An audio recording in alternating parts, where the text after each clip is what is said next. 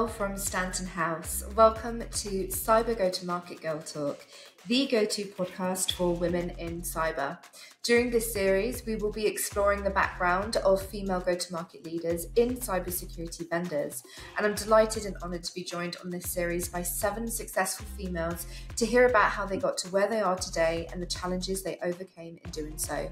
I hope you enjoy the series, and if you would like the opportunity to feature on future seasons, please do get in touch. Thanks for listening. I look forward to sharing each episode with you bi-weekly. I am very excited to be joined by my 6th guest, Martina Lauchengco. Thank you so much for joining us here today. Martina, thanks for having me, Elle. No, it's my pleasure. I want to do my part in raising that 24%, even a couple percentage points. Exactly. That's what I always think. Even if this podcast helps one person, then we've done one more great thing in the world. So, no, thank you so much for being here. And I will hand over to you to tell us a little bit about your career journey. But I have to highlight, obviously, you have a very impressive kind of background in terms of, you know, what you do. So you're a partner at Costanova Ventures, an early stage venture capital firm. You've also as well though started Seat at the Table to help more women reach more seats at more tables in technology. In the cybersphere, you're a board member at Elevate Security and a board advisor at Bishop Fox. You're also the author of Loved, How to Rethink Marketing of Tech Products, a #1 new release on Amazon. And you've also chosen a Silicon Valley Business Journal Women of Influence 2018. So I know that you do. You've got so many other things, but I'll stop here. Is there anything that you don't do? Because that's a very impressive list. I think as many women are prone to do, we always look at what we don't do or what our faults are. Like my superhuman moment yesterday. It's the first time ever I was on Bloomberg. I was on TV. I was like, oh my gosh. And of course, I'm watching the segment at the end of the day with my family, and all I can say is like, oh my God, was my head back so I had a double chin? Is that how full my face is? Like, all I'm looking at is how awful I thought I looked. And I think that's such a part of the human condition. And so I'm asking my family, like, do you see what I see? Or am I just really focused on my faults? So long way of saying, I really appreciate all of the kudos, but of course I focus on what I have yet to do. No. Well, it's such a breath of fresh air to read the accolades that you've got. So you should be very proud. But yeah, thank you again for joining me on this series. And obviously, this particular episode is exciting. I've been really looking forward to it because we obviously discussed partnering together on this about a month or so ago. And really in this episode, we're much more focused on kind of providing a toolkit of behaviours and language that women can use and access as they kind of navigate their career up the ranks to have that genuine seat at the table. So before we get into all of that, I guess I'd love to hand over to you to begin with. Tell us a little bit about your career journey and a little bit about your background to start with. Well, very relevant to what you were saying is I actually got my master's degree in organizational behavior, and it was there that I was first exposed to the idea of how much societal bias impacts how we are perceived in a room, on a project. And I'd be in these classrooms where we would just have learned of whoever speaks first in a problem-solving exercise gets extra status, and then how does that play out? And as a woman, what is your natural status in a project-based environment? And we would have just learned about it, and then we would do an exercise where half the class would watch through one-way glass, the other half of the class try and solve a problem, and exactly what we learned about would play out. And these were highly educated people that were trying to be aware, and we just couldn't overcome these just baked in social biases. I bring that up because I went into the workforce knowing that. And so from the very first day I showed up at my first job, which was at Microsoft, I made sure that I leaned forward at the table. I made sure that I spoke early and that I spoke with confidence and that I didn't have any caveating words like, this might not be ideal, or I know I'm new to the team, but... And I very much tried to project, I deserve to be here, not because I had more experience or anything, but it's like, you guys chose me, so I'm actually, all of me is going to show up. So I think that absolutely impacted my career because wherever I went, that's how I tried to show up. No, that's amazing. I think that it's really interesting that you've been able to have that experience because arguably, not so many people have that approach, and I think that's really refreshing. Are you able to share with us a little bit more about your kind of career journey then? So how you kind of got to where you are today as well? Yeah, so I will say it wasn't like I had designed this perfect course and then I just worked my way through it. I started as a product manager at Microsoft, Yeah. and there you kind of bounce back and forth between the more, I'll say, technical articulate version of it, which is what you do when you're building product, and being more market focused, which is more the product marketing side. So you kind of practice this middle ground at Microsoft. So I got to see both disciplines and experience both disciplines in really the best possible environment because everything at Microsoft was about software in all these different categories. So it was like going to the University of Software. So I learned a ton. Then I went to Silicon Valley. That works totally differently. It is not as disciplined. It is much more Wild West. And people would have a tendency to have a specialization and just keep doing that specialization across companies. So Microsoft's approach was you're a generalist and you keep moving around to grow your skill set. And at Silicon Valley, it was you're a specialist and you just keep getting more senior in that specialty, but you jump companies.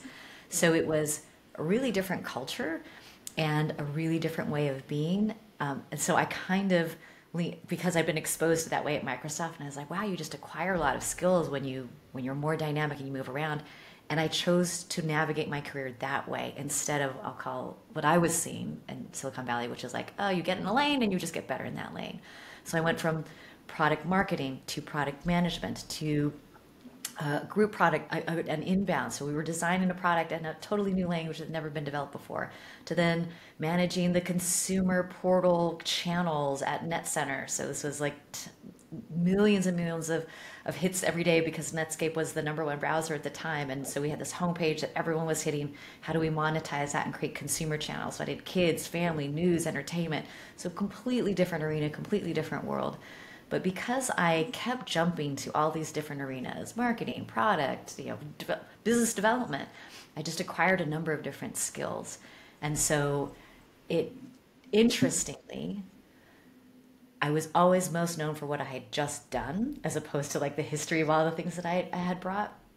But it also meant that what I do now was possible. So after all that career path, all those roles in companies, I eventually went with Ben and Mark when they started Loud Cloud Brand Marketing, became Ben Horowitz's chief of staff. Then when I tapped out and started having a family, I wanted more control over my career. I basically just did project-based consulting work in all of those different arenas. So it gave me a lot of choice, and I could just work with great people on the projects that I thought was interesting. And there again, I developed more skills and just leaned into work with people you like. And that's how I went up here at Costa Noa. Is Greg Sands, the founder of Costa Noa, and I had worked together at Netscape, and we always said, wouldn't it be great to work together again? That was really, life is too short to not work with people that you like. And he created this position for me at Costa Noa that was focused on bringing my expertise to the portfolio. That was an operating partner role, but I just kept doing more things, getting on boards, and so it just became a partner role. So that's the evolution, not by design, but by learning and continue to chase learning. Yeah, no, that's incredible. So it sounds as though that you really were like a sponge and very open to learning all different areas rather than being niche and selective, and that's been able to, I guess, support your learning and your growth throughout. And I guess with that, you probably have to have you know a mentality that not being fearful at trying something new and putting yourself out there and thinking, okay, even if I've not done something before, that's fine, I'll learn it. So yeah, that's really, really great to hear. I'll also say, having seen experts in each of these arena, expertise and being an expert is relative. So one person's definition of it is different than another's. And one thing that I found that I continually brought, I'd go into a room of experts that had done this more than I had, but I could bring in a fresh perspective. And sometimes that fresh perspective was exactly what was most valued. And so, and I'd say career long, that has been something that has served me my entire career in every arena, is my ability to bring a fresh perspective. So I'd say that is something that matters a lot in any group, in any place that you show up. So that is a skill that you can also develop that I'd say serves everyone really well. Yeah, no, definitely. Well, I was actually so I was reading one of the articles that you'd written. Actually, it's Get Off the Sidelines, back from April 2021, for Seat at the Table, and you referenced in the opening. So, and I quote. So you were raised to be accommodating, polite, and hardworking, and you prided yourself in your ability to fit in. And as a biracial daughter of two immigrants, you didn't want to be different or feel different, because you'd already looked that way without even trying. And then, as the rest of the article dictates, you found your voice, and you've clearly seen the benefits of doing so. So tell us a little bit about that, finding your voice. How did you do that? And then what were the benefits of that? I'd say being in college was a big place where I found my voice and my place, and that it had value. That it wasn't. So my mother's German, my father's Filipino, and like there are very specific expectations coming from an Asian family, and my mom valued work and discipline, and I wanted to always be the good daughter. And it was actually a professor at Stanford. I went to him, he was just totally inspiring me, and I was like, gosh, I want to do all these things differently. And I went up to him and I said, I hear all these things that you're saying, but I'm struggling with, how can I do these things? And he just looked at me and he said, Martina, it sounds like you have an overly developed guilt complex. And he put it on me that I was the one that was holding myself back. And it just made me think, why am I not doing these things? Or why do I not try these things? And is it just me that's holding me back? And it was that prompt that provoked me to re-examine why I did choose to do some things or not others. And I realized it's me who mostly gets in my own way. And that was a huge part of finding my voice and daring to be uncomfortable or do things that weren't what I thought was expected of me, or despite what my parents would say, or despite what others would think. I'm like, you know what? This is what feels true to me. Yeah, no, that's amazing. It sounds as though that person, had a real impact on shaping the way that you think and you present yourself moving forward. And I think if you've got that exposure to people in your life where they can really be a champion or kind of challenge and stretch your way of thinking, sometimes this just one sentence that someone says can really stick with you and have such an impact on how you are moving forward. So true. When we last connected, we spoke about, obviously you're in rooms with, I'm sure, lots of different investors and partners and C-suite level people of some incredibly successful companies and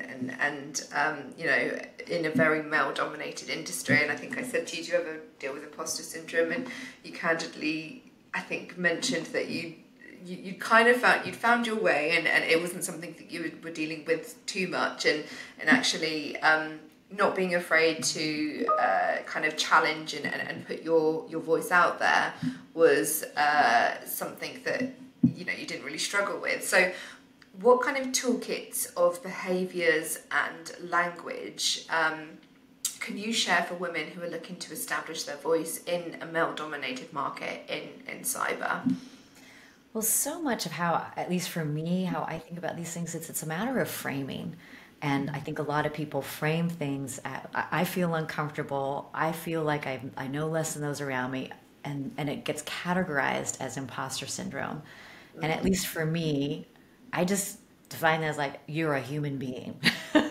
So which is why I'm like, I don't suffer from imposter syndrome, but I am human. I have moments where I feel like I don't have as much to add as others, but I don't view it as my job to always be, to know it all or to be the expert. And so I would say, and this is something I've learned to do better at as I have gone on in my career. The beginning of my career, I always thought it's my job to know the most, to be the best, and to show my expertise. And as I've gone on in my career, I frame it much more and I behave much more in a room of, I have something to add here. and it may or may not be valued. And that's okay, but it doesn't, I'm not going to not add it because I don't know how it's going to land. And it might be the most expert perspective in the room, or the genius of it might not be recognized, or it might be something that everyone else considers completely irrelevant. I'm not going to let what they think get in the way of me putting it out there, because my job is to put it out there. It's not to be right, it's not to be the best. And so having that framing as I go on, especially in cybersecurity, where people can be strongly opinionated and say, like, this is what's technically correct, or like, if you're not walking in my same, if you're not in my same wavelength, then you're not worth listening to.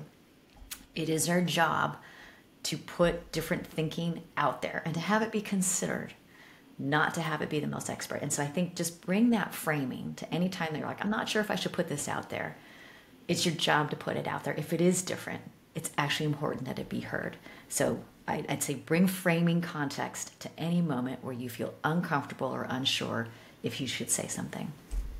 Okay, so just so I make sure I'm hearing correctly, is you're saying that if someone sat there kind of maybe self-doubting, should they be putting their ideas forward or whatever it is that they feel that they want to say, to kind of try and take that out of your mind entirely, and know that if you've got a seat there at that meeting, it's because your opinion, you know, is wanted and it's valued, and whether it's right or wrong, you know, sometimes there is no right and wrong, right?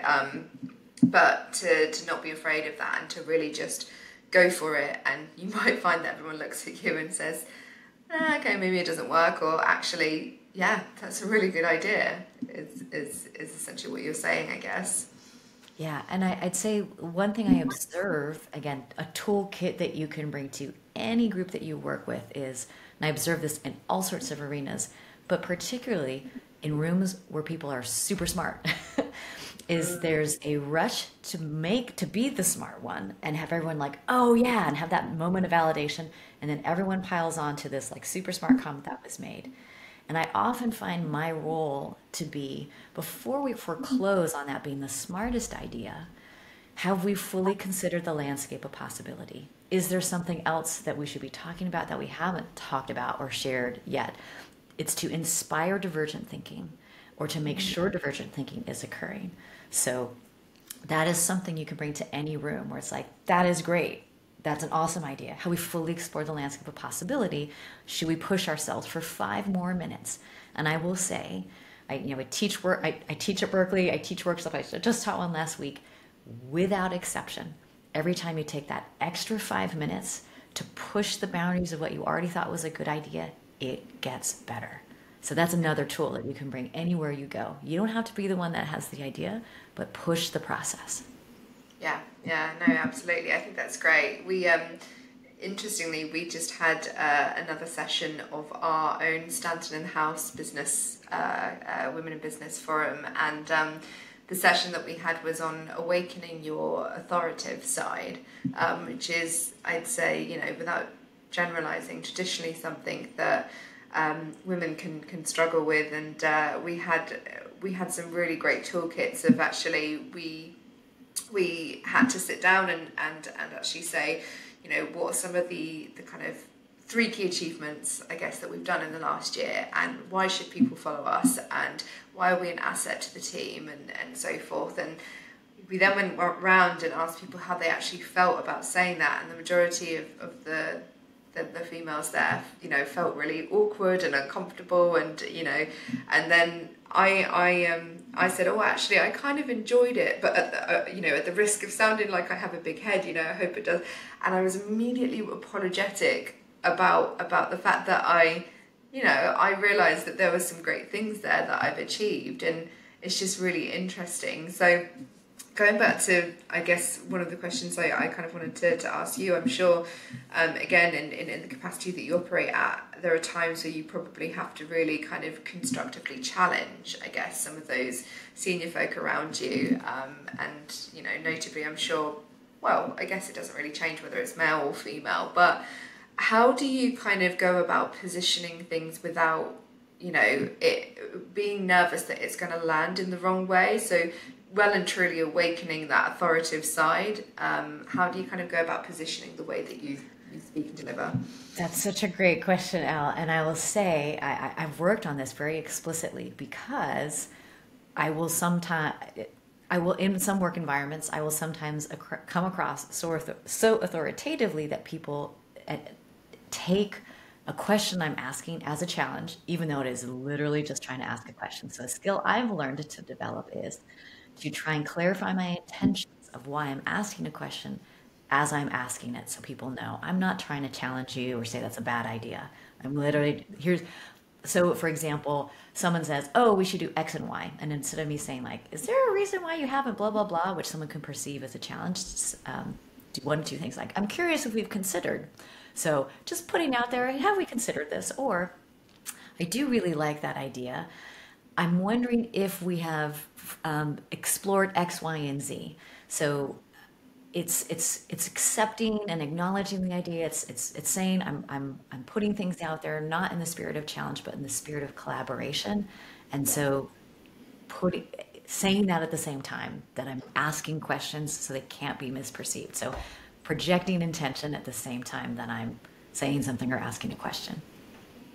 Do you find in your experience that if you have had any, what's the word I'm looking for? Not tension, but I guess, maybe a bit of an eyebrow raise, whether it's from, someone that you constructively challenge in that way. Have you ever found that that's come predominantly from men that you're speaking with, or females, or not, just kind of on par? I would say, I mean, it's I'm going to overgeneralize, and I don't know the times that it hasn't been said, but in my recent career or my current place of work, it has come much more from men feeling that challenge, where the women are like, "Oh no, I totally know, I totally trust your intentions," and that misunderstand or the misperception of the motivation for why I'm behaving the way I am is coming from my male coworkers. And luckily, I'm in an environment where we can talk about it and say, "Hey, you're completely misunderstanding where I'm coming from." Or like this did happen. This is many years ago, but I had voiced some concern about certain things that were being done a particular way, and so they said, "Okay, well, how would you solve those?" And I gave some suggestions, and then I put my name next to I'm happy to own all these things because I felt it's important if I'm saying I'd like to solve this problem that I'm willing to own the solution. One of my male counterparts said, "Oh my God, she is so grabby and so ambitious. Look at all the things that she wants to own. She wants to take over the firm." I mean, I'm exaggerating, but that's basically where his head went. And I was like, "What?" That was the opposite. I was like, I'm saying that there are problems, and I'm saying I'm willing to do the work to make them better. But it was so striking to me that this person had such a different narrative of my intentions relative to my actual intentions.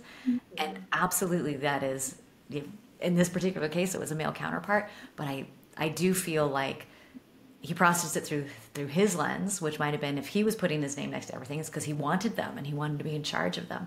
So I do find that's a disconnect that has happened for me persistently among male counterparts, as they interpret what they see I say or do through a particular lens, which might be very different than what I actually intend.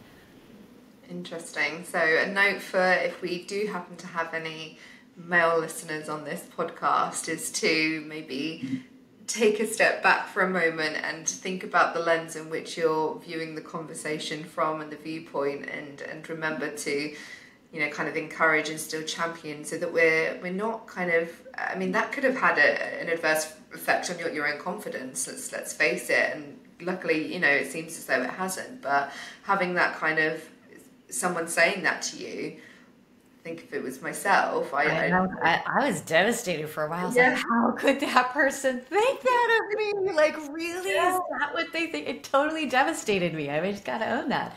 I couldn't believe someone would think that of me. So it motivated. I'm like, gosh, what do I need to do differently so people know and understand? Like, I achieve a lot, but not because I want to be an achiever. And so I get misunderstood a lot. People think, "Oh, she's so ambitious and she just wants to achieve, and she's this showman." Like, you can cast all of this in a massively negative, super ambitious achiever light. But my true heart's motivation is I'm delighted by learning. I really pushed myself, and I'm always striving for something new that I haven't done, that is challenged and uncomfortable, because for me that's how I lean into life. So it's kind of just a life philosophy. If I got no accolades for it, I would still try to do it. Yeah. So I I'm easy to misinterpret. And so that the question, if you ever encounter someone like that, is ask, like, what are your intentions, or what's motivating you? Take the moment to unpack what's underneath that person, so that that person can be who they are, and that you're not creating a story or a narrative that is totally different than who they are actually as a person. Exactly. But I think it's good that it motivated you to be able to, still continue to challenge, but just think about how you can, position How I'm it. improved, yeah. Yeah. But some people, I think that experience may deter people from wanting to put their names on things or take on solutions and work and so forth. So, yeah, it's interesting, but thankfully it And I will worked. confess, like when I first heard some of this feedback, there were moments where I'm like, I'm just going to shut up and not say anything anymore. I mean, I was just like, why do I try if it's always misinterpreted? But then again, this is where I go with it, is like, I am incomplete as a person, and why wouldn't I try to get better? So I have to do things that didn't feel as natural, assume there might be misinterpretation. So I'm always doing my best to be inclusive or clarify or say yes, and very intentionally, not to just come out with a point of view. Acknowledge that, receive it, kind of Yeah. like an improv. Let me receive it, so you know it's been received, and then I'm not collaborating it just by adding something to the pile of things to be considered. Yeah, makes sense. So, having advised, I'm sure, then many C-suite executives and organisations, why do you believe that it's important that they look to promote women having a genuine seat at the table? What benefits, I guess, other than the fact that it's, we're equal and everyone should have a genuine seat, but from I guess, a business perspective or even a security perspective, if we're thinking about cyber, why do you think it's important to promote that? It's so critical because different people and different life stories will always have a different point of view. And I do feel like women in general, I've seen evidence of this without exception, they'll always bring a different voice, a different style. So, Elevate, when I first joined that board, it was an all women board, which is super unusual. It's not anymore. But when we started, we were two women board members, and everybody commented, they're like, it's such a collaborative boardroom. And then that board member and I, we would like drive back to the city together, and we would debrief, and it was collaborative, it was coaching, it was encouraging, and that's unusual. And so it's like we needed to spread that out to a few more places. So I can simultaneously be like I'll be the one that remembers, like, these people are human beings. Like, I'm almost always the one in the boardroom who says, I just want to recognize the work that has gone into it. Like, take a human moment. And so women on teams might, and it's not always just women, but it's highly likely, like, they might be the ones that say, hey, let's just take a moment to be humans, or examine what the human implication of this might be, as opposed to just the technical, as opposed to just driving and being task oriented. And again, this is gross over generalization, but you're going to increase the odds that you'll have more divergent thinking when you have more gender difference in a group.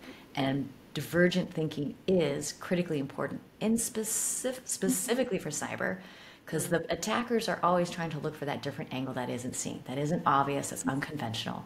So you just need to make sure that you have the possibility of having more of that interesting, layered, complex thinking on your team as well. Absolutely. No, I think all very relevant points and super important. We need to promote more diversity of thought, and inevitably it's only going to help support contributing to business success and teams being successful, and of course the security kind of aspect that you referenced there too. So for any of our listeners then now, do you have any kind of extra curricular activity that you think women can involve themselves in to elevate their voice and their rank? Is there anything that you do yourself, or that you're aware of that people could be looking into at all? So I personally haven't done this, but my husband, who suffers from imposter syndrome, did this and he found it really helpful. But he did an improv class because there's some key tenets in improv, which is like a give and a get, and how do you build and how do you like do these things in real time. Sorry, you're seeing Humphrey come in the background. That's my dog. Okay, You no, wanted no. a voice. We love a fairy voice too.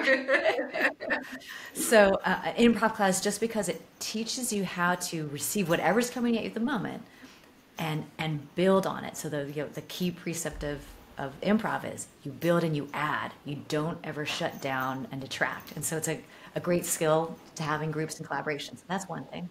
And another I'd say in terms of skill development is public speaking is a really great skill at just practicing having confidence as you speak, tone, tenor, awareness of volume, and like the little things like I'm speaking and all of a sudden I'm spelling out my words. You will be very aware of that if you do some public speaking and this doesn't have to be a class. It can just be work with your manager, say like, hey, can I present something in front of the group, and then ask for feedback and ask not, hey, how was the content, but I want you to assess my style. And if I were trying to be 10, 15, 20% better or closer to someone you've seen do this that was really good, what would that have looked like? So then it's less a commentary on you and more, oh yeah, this other person did all these things that was really great, and here's what that looked like, so that you can move toward that. So those would be some suggestions. I love that, an improv class. I would never have thought of something like that, but you're right. I think that that's a great way to kind of push yourself outside of your boundaries. So that's really interesting. Yeah, that's great. What's your thoughts on, do you think as well it's advisable that at some point in their career, and if so, maybe what point, that women should look to maybe seek out mentorship and or coaching as well if they were looking to kind of navigate at their ranks, just to have people around them? I'd say all of the above and early. And Okay. here's some benefits. So if you are seeking a managerial role, I would say get coaching, because these are not natural skills, and you just want that feedback so that you can get better at it faster. So that's for Yeah. anyone that's a senior manager too. If you want to get better and be seen as a company leader versus just a functional leader, that does take coaching. And you can't rely on your manager to give you some of the higher up you go, the more finesse the coaching is. Hey, when you were at this meeting, you didn't really command the room and you were too functional and you weren't like leading at the company level. That's an example of someone that is really coaching you at the nuances of Yeah. company level leadership. So that's on the managerial side. And then on the mentorship side, I mean, Ben Horowitz he plucked me out. He just said, hey, I don't think you have a good manager. You have a well-intentioned manager, but he isn't a good manager. And I think you have a lot of potential. So I'm choosing you I will choose you. You can be my mentor. And he had profound impact on my life, on my career, making sure that when I wasn't in a room and managers were discussing things, that someone besides my manager was looking after me. So his impact on my career and on my confidence was profound. And even again, as a mentor, he would be able to, like for 360s, he would chime in on my feedback on my reviews. And everyone listened to what he had to say, and he had like unbelievable influence inside the organization, even before he was a senior executive. And a comment that he made that I still remember in one of my reviews was, she does not have a technical background, but she is technically competent. And to draw the distinction between, you don't have to have a technical degree, and you don't have to have the degree in this thing to be technically competent. And so that meant that wherever they wanted to slot me in, I didn't have to have because he had anointed me as like, she's technically someone who cares a lot about technology, said she's technically competent. So it's safe for us to slot her into these places where she might not be the obvious choice. So as a mentor, he had profound impact on my life. And you can do that for someone, or you should seek someone out that's an advocate, not just a mentor. An advocate is someone that advocates on your behalf in your career when you're not in the room. That's what you need. Do you think there's a benefit of having someone internally be your mentor, or externally, or it doesn't matter, or can you have both? Can you get two mentors? I think you'd have both. I mentor people who are not inside my organization, and that's safe sometimes because they're not in it and so they can see things very much from the outside. I'd say mentor is good to have outside your organization. Advocate has to be inside the organization because their job as an advocate, or not the job, but what you can get from an advocate is that silent advocacy. And they can be a mentor and an advocate internally, but the more important of those two is advocacy. Okay. And if you were going to identify, I guess, who would be a good mentor, and appreciate that this is going to be very dependent on the person, but do you think that it's wise to look for people who are perhaps almost the opposite of you so that they can really challenge and stretch your thinking, or people that are more aligned with how you operate? Sorry, can you hear me? I can hear you. Okay, great. I was like, I think I might have pushed the mute button. I would say it's super situational, and it really depends on what you think where you want to grow. So if you're an introvert that doesn't lean in, you probably want to seek a mentor who you see and observe is really good at those things and say, how do you do it? Where does your mind go? You want to learn what's different. If you are you feel pretty good about the soft skills, but you want some of these, like this someone that I was just mentoring yesterday. She's like, I'm getting this feedback that's really hard for me. She's very similar to me. We're not super different. We're just at different stages of our career. Right. And I was able to kind of do some interpretation between what her manager was asking of her and what she was trying to do and how to close that gap. And it was, some of the gap might be in his expectations of you, and how do we interrogate that, as opposed to, we don't challenge it, we accept it for what it is. How do we create a baseline where there's some level setting of what does the company expect of you versus what just he expects of you, and yeah, just also giving her some comfort and assurance, like, I believe in you. I know you're hearing this tough feedback. I believe in you. I believe you're capable of this, and I'm in your corner. Yeah, I think that's what it is sometimes, isn't it? It's just about having someone that is there, being a little bit of a cheerleader for you, and providing some level of comfort, but also as well, I think being able to support you grow and stretch your thinking as well. And I know that that's something I've not had a mentor as of yet in my career, but I've certainly had people who I've kind of looked up to from a mentor perspective and thought, wow, okay, you've really stretched me into thinking different ways, and that's probably where I've learned the most. So no, it's good. I'll throw out that a mentor doesn't have to be like this year long. I mean, sometimes you're lucky and you get someone that sticks with you for a long period of time. But going back to the very beginning of our conversation, where I had one conversation with a professor that had profound impact on my life, you can have a mentor that came into your life in a moment and gave you a gift that has profound impact for the rest of your life. So I would think of any interaction with someone that you respect or that is senior with you as a moment, as an opportunity for mentorship. They don't have to be a lifelong mentor, but your version of mentorship might look like, I dose myself with 25 opportunities for mentorship moments, and I go to, we have a seat at the table coming up on May 18th. Everyone's invited.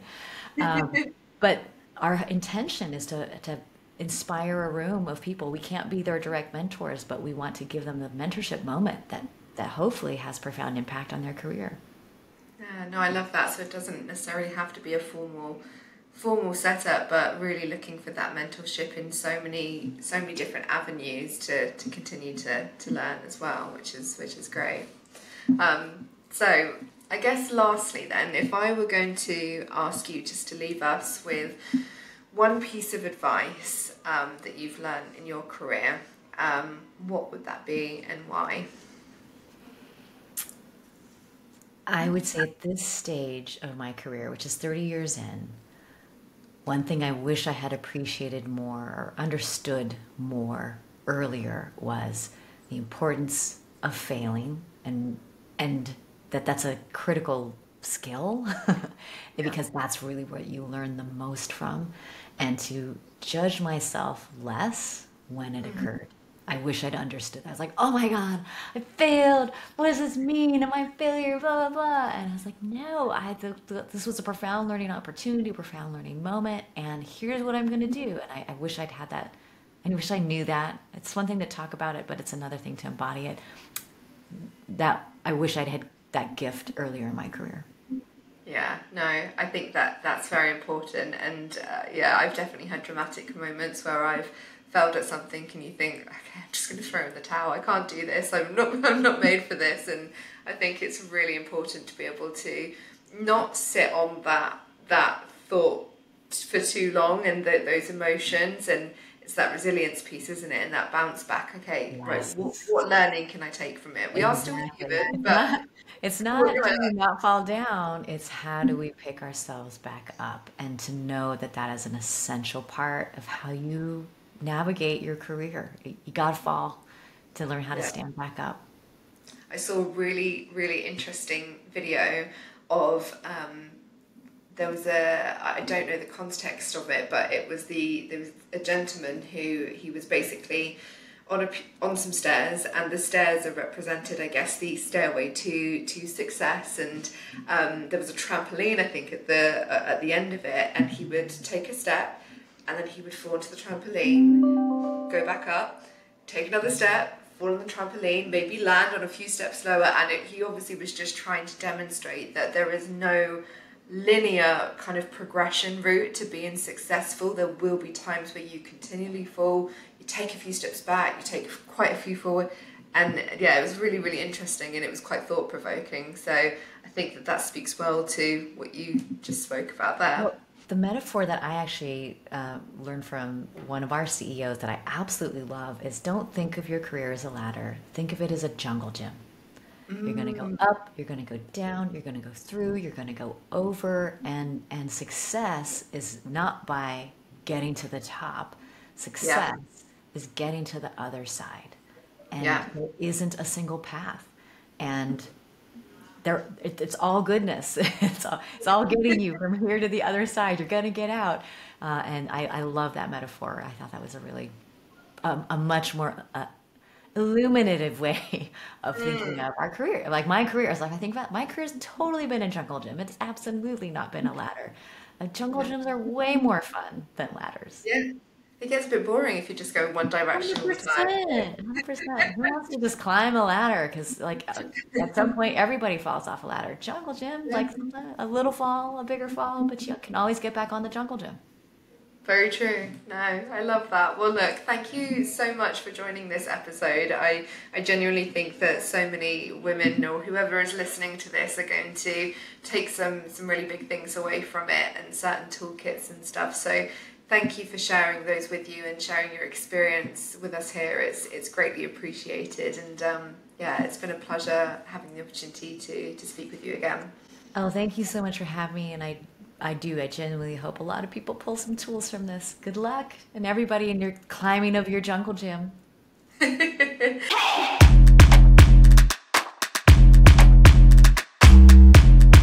Thanks for taking the time to listen to this episode. I hope that you found it inspiring and insightful. I will be releasing each episode of this series on a bi-weekly basis, so if you've enjoyed what you've heard, please keep your eyes peeled for the next release. I've loved having you here today and look forward to having you on the next one.